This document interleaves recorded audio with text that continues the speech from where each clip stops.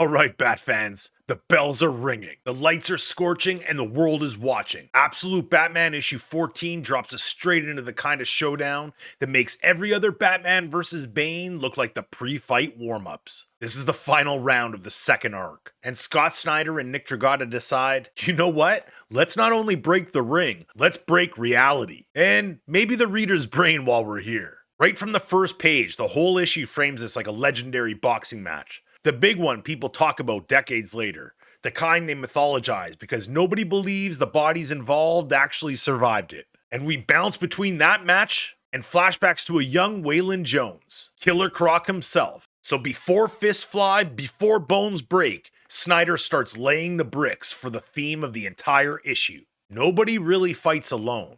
Not really. And when people cheat fate, it breaks something inside them. This blue-collar Batman that has been taking the fight to the establishment this entire run, he's always been surrounded by friends. They're messy, chaotic, bleeding into each other's bad choices, but they always show up. And that's where the magic is in Absolute Batman. He's not the lonely knight perched on top of a gargoyle. He's the guy whose friends are in the crowd yelling, "Get up, stupid, you got this, one more round." And that matters more than ever, because the world is literally watching this fight. Harley Quinn turns this whole thing into a broadcast. Thousands of drones getting every angle, which means this isn't just Batman trying to stop Bane. This is Batman stepping out of the shadows and into the public consciousness, whether he wants to or not. There are corrupt cops, the mayor trying to shut down the feed, but it doesn't matter. Are the orders coming from the Joker? Gotham is watching. The country's watching. The absolute universe is watching. Then the bell hits. Nick Dragotta draws this brawl like a highlight reel from a championship fight. The layouts are dense and rhythmic, every beat flowing into the next like you're being dragged into the fight by your collar. Tight shots, wide sweeps, brutal blows frozen mid-impact. Every page feels like a camera crew is sprinting in circles trying to capture two monsters landing hits that shake the room. The paneling turns the fight into a blockbuster sequence,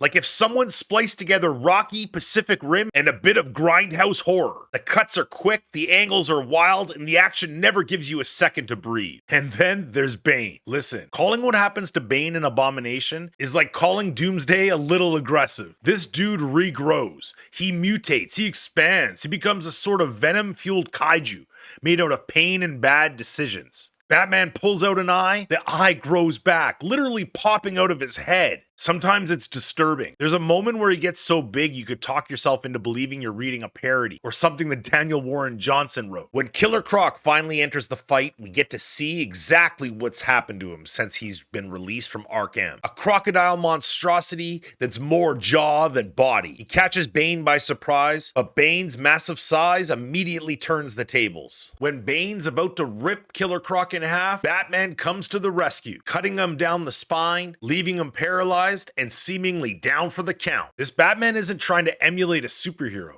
He's trying to survive a world that keeps getting stranger, meaner, and more monstrous. And he believes he's the only one doing the right thing. They slow the blood pumping in your ears just long enough to remind you why Bruce keeps getting up, why Waylon keeps getting back up. These scenes turn what could have been a simple final boss fight into a story about people shaped by expectation, pressure, and the choices they make when everyone tells them who they're supposed to be. But that's when we find out the truth. Batman isn't planning on using the venom. He's gonna overdose Bane with it. Catwoman, with her sniper accuracy, hits Bane in the back with a full dose of venom. But that's not the last we see of Bane. When the bell finally rings for the last time, the second arc closes with a crack that echoes. The fight is brutal. The emotions hit. The visuals are deranged in the best way possible. And Bane, he doesn't just walk away changed. He doesn't really walk away at all. But it sets up for something wilder in the future, because he's not done. As if this universe hasn't already stretched our understanding of these characters to the edge, it looks back at you and says,